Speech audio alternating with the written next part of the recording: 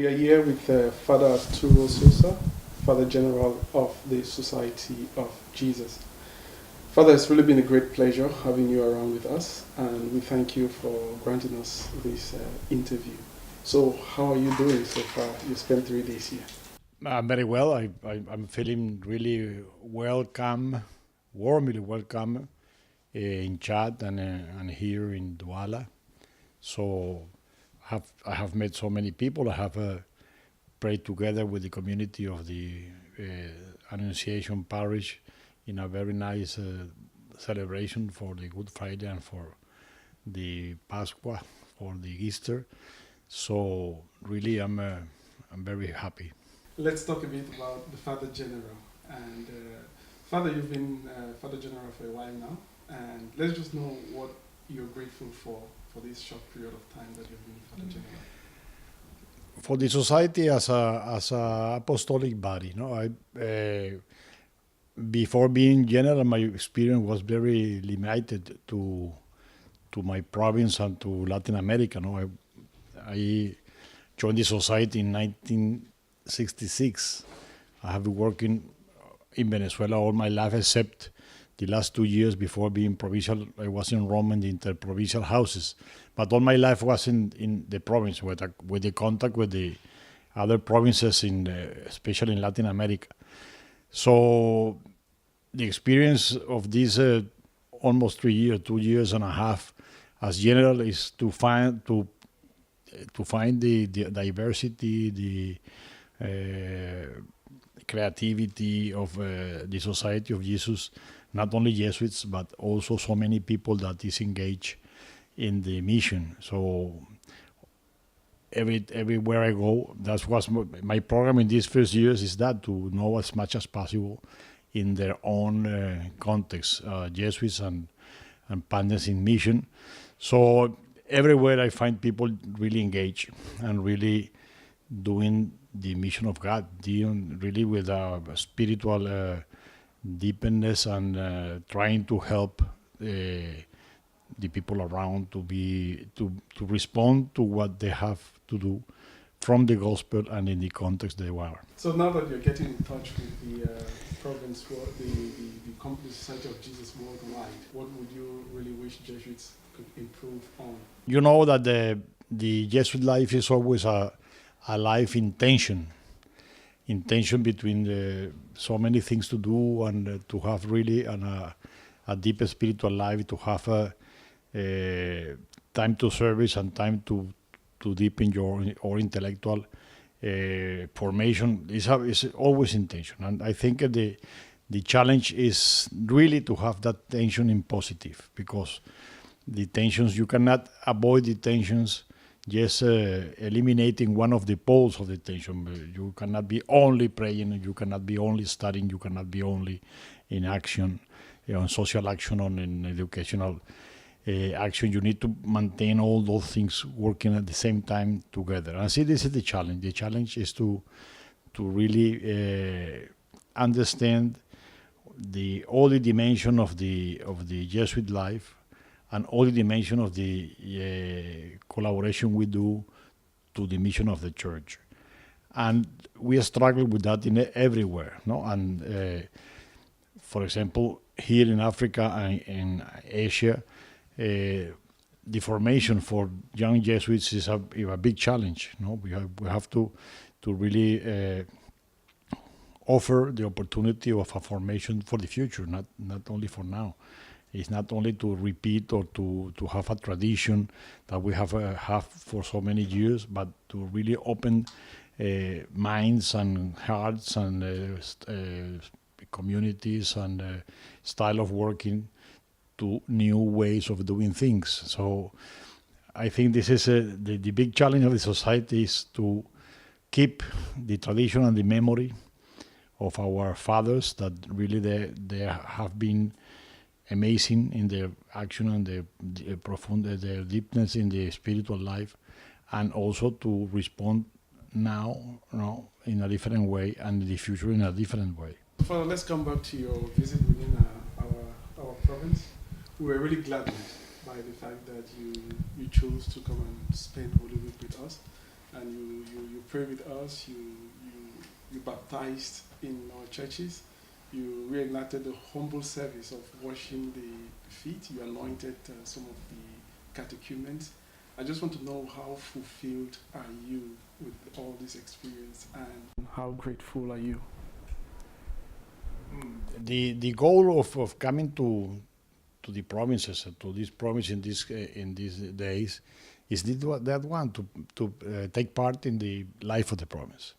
So I'm so happy that I had the opportunity to be here during these days, during the Holy Week and all the celebration of the Holy Week that allows me to be really part of a community,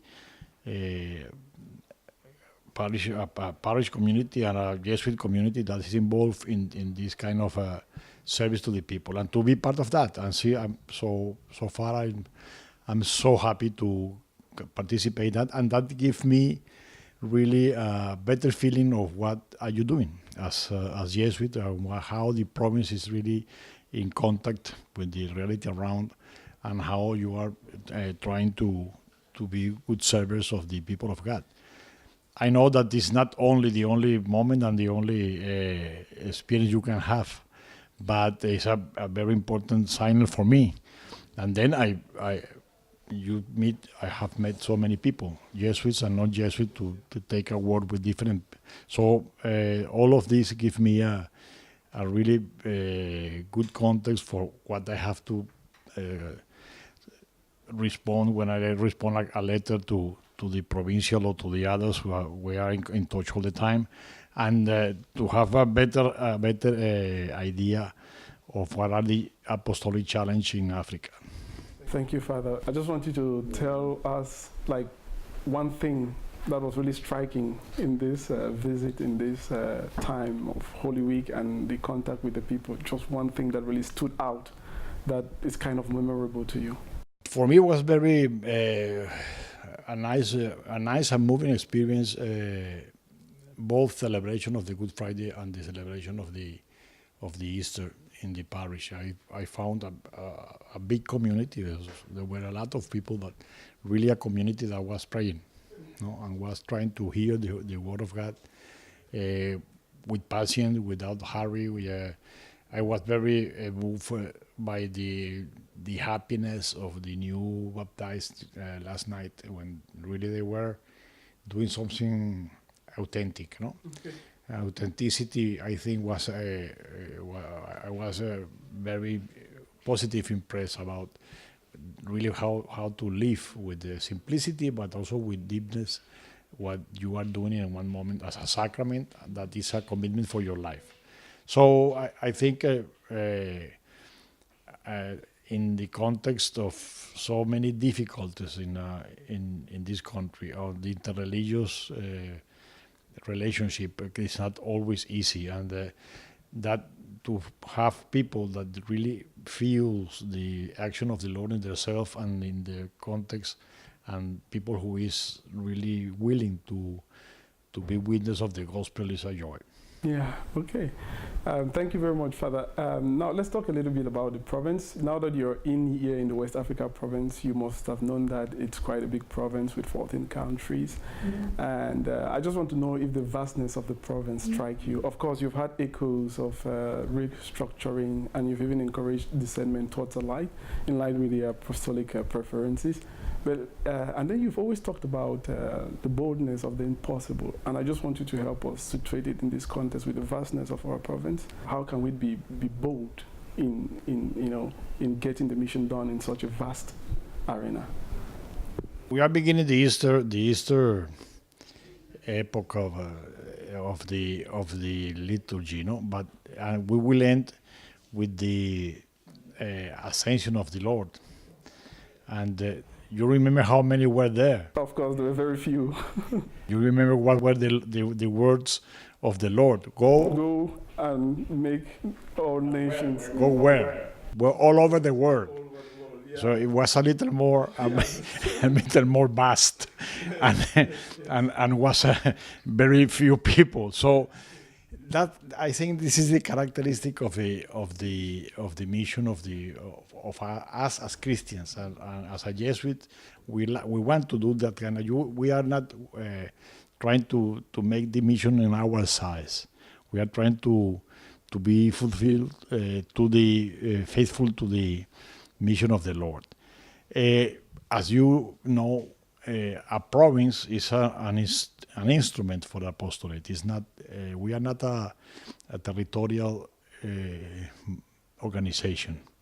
No, the Society of Jesus has been organized in provinces for many years, but it's not the only way of organization. And and we are now trying to make a process of understanding better with the new means we have in hands in these moments today, how to adapt the organization of the society to the mission. So what is more important than the territory or the is what are the mission and how our discernment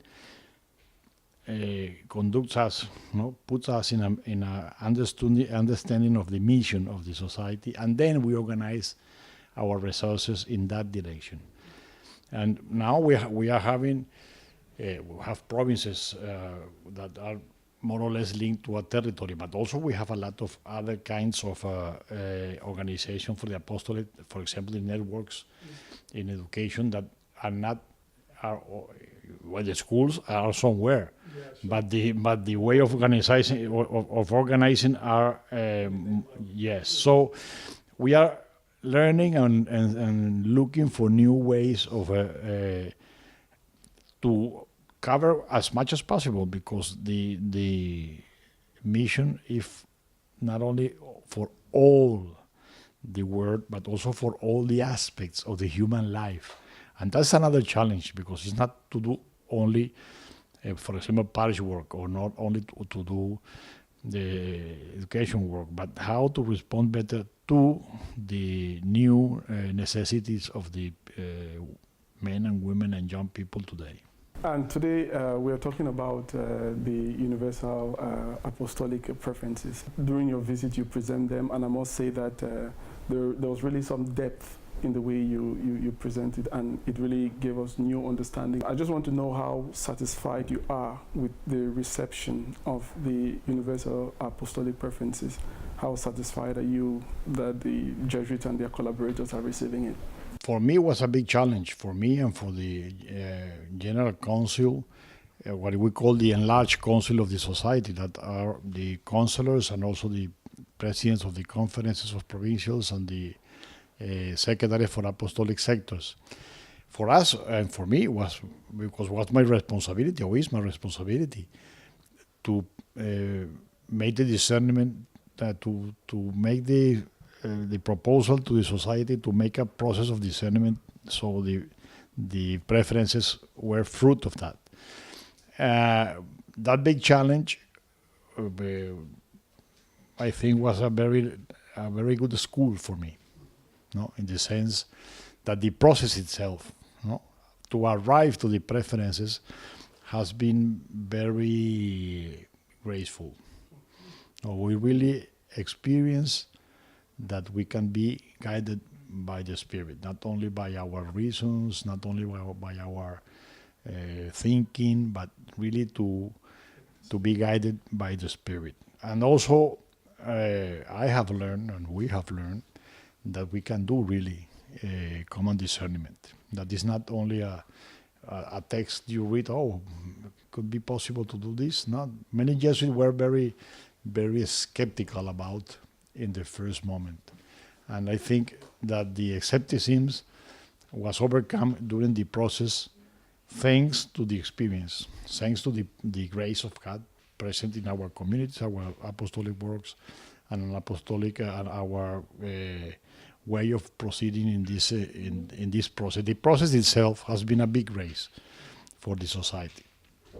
Now we have the preferences that are also understanding that are not our preferences. We were guided by the Spirit. We put that in hands of the Church through the Pope, as our founders want to have the mission of the church. So you remember, everyone remembers in the society how they, after they cannot make their plans, no, they went and they put they be available to the church through the Pope. So we are doing the same. We are doing the same, and we received these preferences just 1.5 months ago from the Pope. So this is a mission for us. It's not only the result of our process we have been engaged, but also it's a mission received by the Pope. So now we have just receiving this. Today is the Easter feast. I'm writing to all major superiors in today's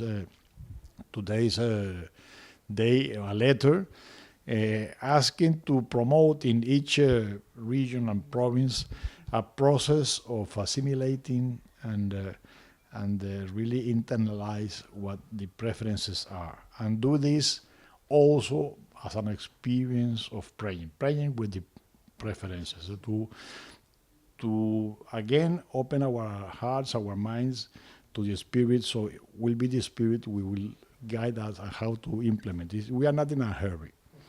We are not in a hurry. This is not okay, now we have to do something with. No. The first step is really to assimilate and to try to really enjoy what the Spirit is asking us, and what are the big challenges of this, and then we can go to planning, and then we can go to, because reading the preferences in the first step, in the first moment, is a invitation to us. No, the preferences, all the 4 preferences are asking us to be more coherent in our life, to live more profoundly the spiritual exercises, to really practice the discernment and the spiritual conversation, to be close to the poor, really close to the poor, spiritually and materially to the poor, and to the young people, to really put ourselves in the shoes of the young people, and to really make small changes, but changes in our life, so we also can be in a different way of living, more ecological. The first destinatary of the preferences is ourselves and our partners. So we have also a big challenge to how we share the preferences, and what is the Spirit behind the preferences, and what is the Spirit saying us as an apostolic body that are Jesuit, other religious women and men, other lay people, also women and men, that are part of this challenge. So now we are entering in a process of getting deep in that, and avoid temptations, because the Jesuits read the letter and say, no, but that's what we are doing. We are confirmed, and so, no, it's a message behind that. One of the things we realized was that here and there, the apostolic preferences were kind of shortened somehow. So I really want you to just comment a little bit, because it's like when we synthesize, we lose something, we throw out something.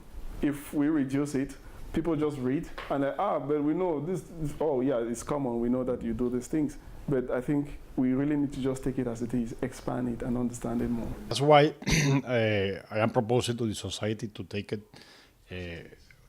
it step by step. And the first step is to not go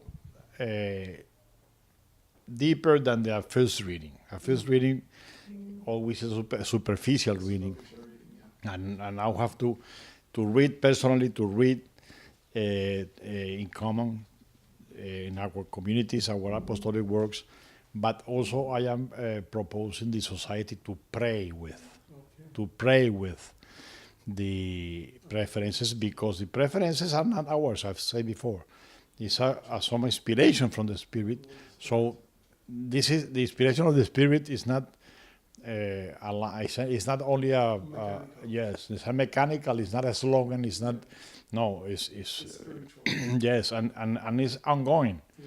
No, it's not one time forever. No, Like the spirit flows. yeah. It's And then we have to be aware. No, we have experiences, exercises, and we have to really take advantage of that. No, the first the spiritual exercises are organized in weeks. Each weeks has a goal. No, and the first step in the spiritual exercises is to be aware where we are. No, where we are. Principle and fundamentals. What are the premises? And then how we need to really understand that we are sinners, that we are not perfect, that we have to change ourselves, and and then the second week, how we identify ourselves with Jesus, and to participate in the third week with the patient, and then we have to do all the process also with the preferences, no, to understand where we are. Not just to say, not to take that preference to justify what we are doing now. Yeah. No, the preferences are a path for the renewal of the society. If not, we are not being faithful to the spirit. And this, we have to understand that we are not doing all what we can, and the better way we can. No, the magic is a real challenge for the society. So we have to really get in deeper, and not just to make a checklist. No, I do this, and satisfy and justify of what are you doing and how you are doing now. No, this is all the preferences are full of questions, even if we are doing something that in a certain way is aligned with that, but we always are challenged by the magic. We always can do much better what we are doing now. Yeah, exactly. And as we're talking about the preferences, let's just land on one, the very first, which is showing the way to God through the exercises and discernment. But I just want to put it in our context, where most Christians are Christians because they are born in Christian families. And one of the striking elements of the Ignatian spirituality is election. Election. So with these preferences, how creative can we be in a context like ours, the spiritual exercise, to help these people in order to better imitate Christ, better know Christ, and to better follow Christ? There's no Christian life without an election. No, you can be formally Christian because you come from a Christian tradition, a Christian family, a Christian social context. But that if you don't go to the process of the election, you will be you will be a sociological Christian, as you said before, but not a Christian, not a real follower of Jesus. One of the very interesting challenges for the society in the next years is that the society is growing in context where Christianity is a minority. No, all Asia and most of Africa are Christians, and Catholics are a minority. No, and the society is growing there. In the past, the society was very numerous and very in Christian context. Now we are growing in non-Christian or minority Christian context, and I think there is a message from the Spirit. Know how we can live better our Christian life and being really messengers for the others. No, for we want to have a real understanding with other religions. We want to have a real understanding with people that do not believe, and we have something to say to them. We have something to give them, because we have a treasure, and that treasure is Jesus Christ, and we have a way to show how to encounter Him. So I think in this context we have a new opportunities, and we have to recreate our way of living and doing our apostolate. So let's talk about reconciliation, which was marked of the apostolic preferences of the last decade, but which we still continue in this time. And reconciliation, I want to talk about countries that are going through tension and all sorts of crises that we know. For example, you come from Venezuela, where we have some tensions there. You've visited other countries where we have tensions. We followed the death of one of our fathers in the Middle East, who passed away. And now you're in Cameroon, and of course, many Jesuits have worked here in Cameroon, and some have lost their lives within this kind of context.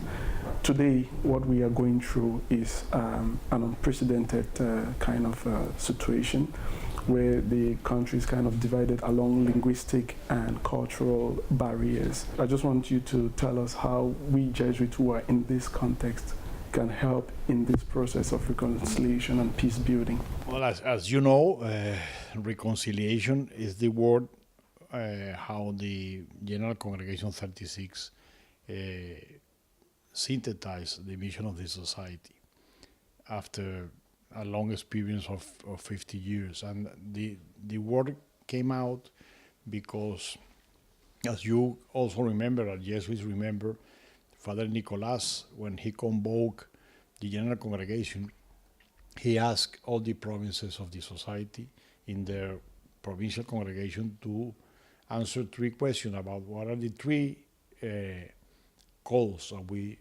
are feeling in this moment. That was in 2015. So it was very amazing how the 80 provinces of the society put in the surface this situation. Everywhere we are living in wounded societies. Some of them with war and violence, others with discrimination, religious discrimination, persecution, others because of social discrimination, others because they are closing their doors to the immigrants, or so we have everywhere so deep human conflicts, and really that are hurting our people and hurting our family, hurting our society. No, I was 2 weeks before coming to Chad and to Cameroon. I was in Syria, celebrating the murder of Father Van der Loek 5 years ago in the middle of a war. And before I was in Central America, in El Salvador, visiting the tomb of Rutilio Grande, and so on. You can Father Odiango in South Sudan, just less from a year ago. So conflicts are hurting ourselves, are hurting so many people. One of the more movement moments in the celebration the other day in the parish was the moment when the Mary was crying for the lamentation of the mother losing their son. So came to my mind and to my heart so many mothers in this world that really are crying their sons, as Mary did. So this is really is where we are, and we are sent to, and we are sent in a message of reconciliation and justice. As the General Congregation said, the preferences are trying to orient ourselves to focus on that, and that reconciliation is as a follower of Jesus, how Jesus proposed to reconcile, giving his life, and that we are called to. No, yeah. When we are called to show the path through the exercises, we are called to give our life and to invite people to give their life, to make the elation of give their life. In any way, you don't know really in which way you are going to give your life. Yes, the first step to give our life, that following Jesus, is the incarnation among the poor. And that's what he did, and what we are called to.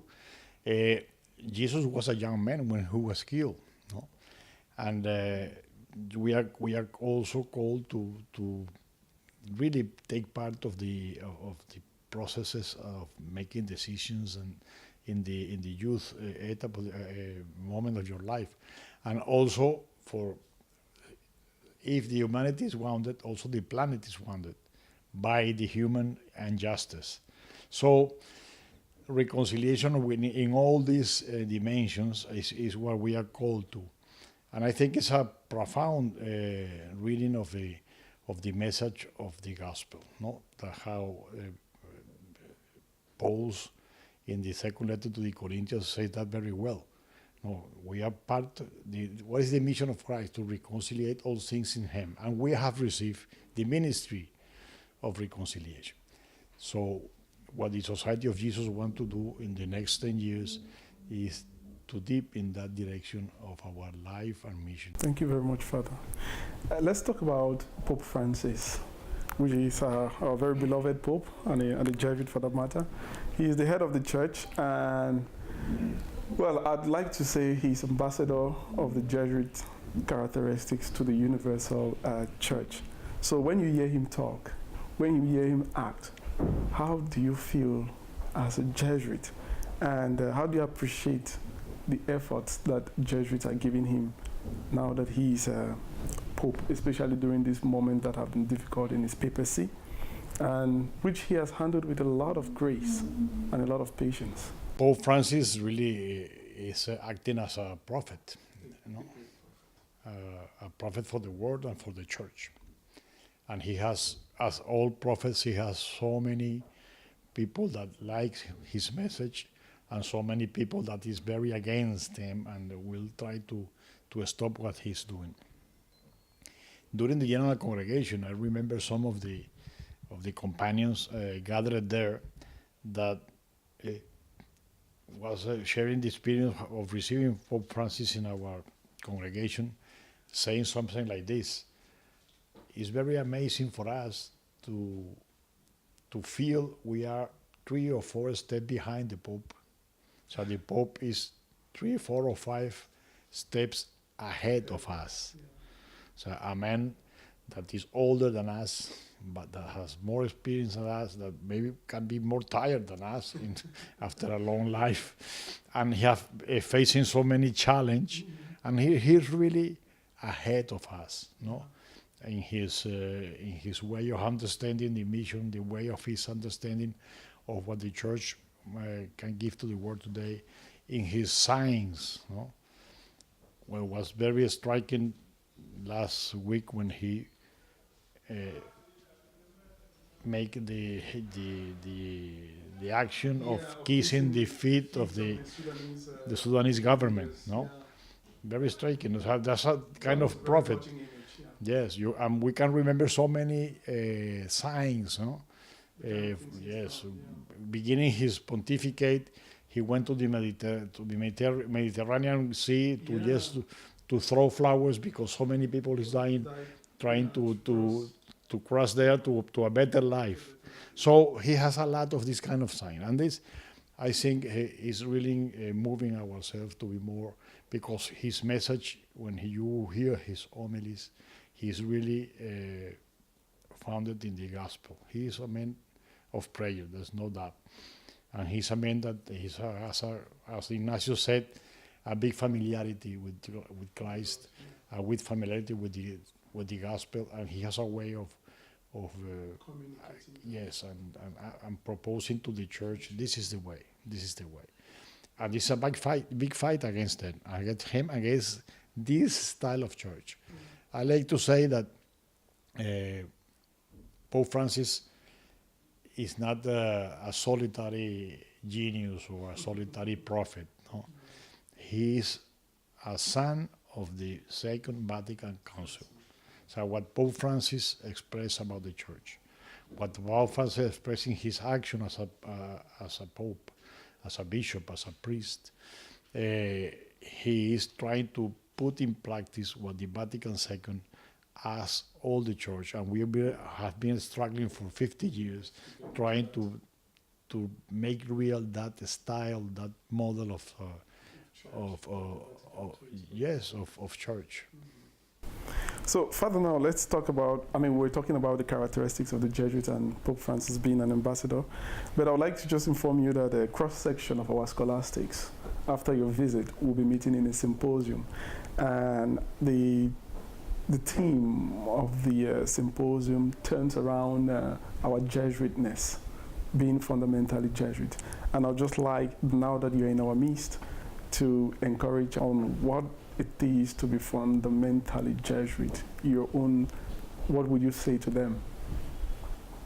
Well, the society are giving you the preferences, so that is you have to conform to that as Jesuits. Many times I have share with the scholastic all over the world, that Ignatius never talked about formation. He never used that word. No, he talks about probation.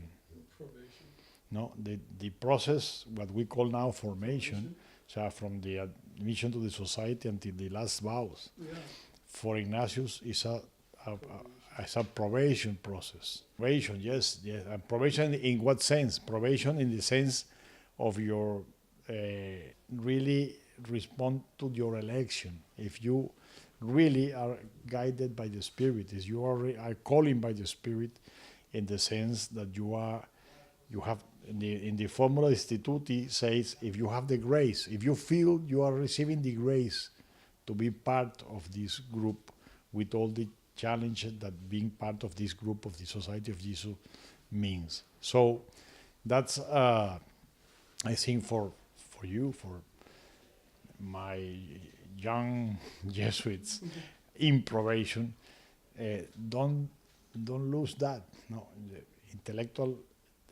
formation is very important. Spiritual life is very important. Community life is important. Experience of the apostolate is very important. But really, what you need is to confirm that you are receiving the same charisma of San Ignacio and his companions. We are not, the Society of Jesus is not ours. No, it is the Society of Jesus. And we are receiving something. No, and we have to really be open to receive that way of life that the Society of Jesus means. And there is the process of the probation is that. The probation is if really we conform our life to that charism, so we can be part of this apostolic body. Yeah, and let's just talk about the idea of being a Jesuit first. We have the priesthood, we have the final vows, but what's more important is being a Jesuit. Being a Jesuit is being a companion of Jesus. And if we are not really rooted in Christ and willing to be companion in his way of giving in his life, and the consequences of that call is to conform a congregation, a religious congregation. We are not called to be priests in the first moment. In the first moment, we are called to be Jesuits, no? And there are a lot of Jesuits, a lot of good Jesuits, a lot of saints in the society that they are not priests, they have not been priests. The priesthood in the Society of Jesus from the very beginning is a way of being better servers of the people, but you don't need to be priest to be a Jesuit. To be a Jesuit. So the first thing is to be a Jesuit. And a Jesuit is a man who is consecrated, whose life is consecrated to be companion of Jesus now in this mission with others, of reconciliation and justice. This is what being Jesuit today is important. It's general congregation 32 make that question: what is a Jesuit? What is being a Jesuit? No, and the first thing that the congregation answer is a sinner. A Jesuit is a sinner who has received the forgiveness of his sins and has been called to be follower of Jesus. And we cannot forget that definition of ourselves. So we are, as the other men and women in the world, we are people who need to be safe. No? And we are safe being a Jesuit. We are safe because we follow a call to overcome our limitation, because we really trust in the grace of God, and we trust in what the charismatic society gives to us. In the first document of the society that I mentioned before, also all the time is that. No, the Society of Jesus is not an action plan. No, it's not a job. The Society of Jesus is a way to save your soul. This is what St. Ignatius says. Yeah. To save your soul and to help others to save themselves. How? With the being in touch, being in familiarity with Jesus Christ. That's what the Society of Jesus is, and what we have to do to be a Jesuit. Yeah, I'll just remember Father Antonio Spadaro asking a question to Pope Francis. Father Pope, talk about yourself. Who are you? And Pope Francis said, I'm a sinner. That was a very deep, solemn way of expressing his Jesuitness and his person. Don't forget that Father Jorge Mario Bergoglio was part of that congregation. Oh, okay. I see. Yeah, of course. He was.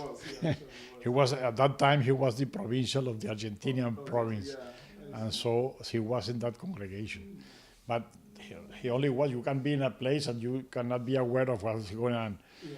I think, as I said before, Pope Francis is a son of the Second Vatican Council, but also is a son of the 31, 32, and 33 general congregations, where the Society of Jesus, under the direction of another extraordinary man, that is Father Pedro Arrupe, was really open their doors, their hearts, their minds to understand what is the new call that Jesus gives us, and beginning to recognize that we are sinners. Father, let's talk about collaboration. It has come up in most of your talks, most of your speeches, and I think it's a very important aspect. And the size of our province is growing, even though what you said is not the size that matters, it's how we go about the mission. And of course, we have been we have been collaborating with laymen and women, some who are not even Christians, and many have supported us from being part of the mission that we are part of as Christ followers. Some have assisted us with fundraisings. I'm sure you've heard about ECHOS during your visit here, and in our apostolates. As Father General, how would you encourage their efforts and your words of appreciation to our collaborators? Well, I understand that as a call to conversion. No? The Society of Jesus, one of the sins of the Society of Jesus as a apostolic body is the risk of being auto-referential. No? And I think the collaboration put us out of us. No? And the first conversion we are called to is the conversion of ourselves, as understand ourselves as collaborators, no, not a group that is seeking for people to collaborate with us. No, and that's the first calling. I think we have to hear and to feel and to move and understand ourselves as collaborators. It's a very interesting decree in General Congregation 34 that maybe Jesuits have forget. No, it's in number 13. About, it says something like this: the church in the future will be the Church of Laity. That's the program of the Second Vatican Council, and we, the Society of Jesus, we want to serve that process. We want to really make something to help the church to be the Church of Laity. So that is the program, and the collaboration is not only a matter of where we are so few people. Yes, they go. No, it's an attitude. It's a way. It's a way of understanding our mission, because we are collaborators from the very beginning, for the very moment. We are collaborators of the church, of the mission of Christ entrusted to the church, and that's the first conversion we have to make. And then the other is to really make a kind of a partnership with others. No, some of the partnership will be in our apostolic works, but others not. We have so many Jesuits working not in apostolic works of the society. No, yeah, in another kind of works, and yes, frontiers, or in a university that is a public university, or in a school is not a Jesuit school, but they are. Or where people, other Christians or other Catholics are part of, and we collaborate. So that collaboration really is another way of understanding what we really can offer to the service of the church in the next years. Any last words? Again, I'm very grateful of this visit. I really I thank you for make me understand better how the Society of Jesus is insert and responding to so big challenges in this continent. Father, we are very grateful for your visit, and like a young man like myself, we don't get to meet the Father General every time, so it's really an encouragement to us, and talking to you has really been a great pleasure. I wish you a safe journey to Congo Kinshasa, where you'll be meeting at the GCAM meeting. I pray that all goes well, and I pray that you get to discover again the society here and there. So I wish you really well, and I hope you enjoy your last moment with us here in Cameroon. Thank you very much, Father. Thank you.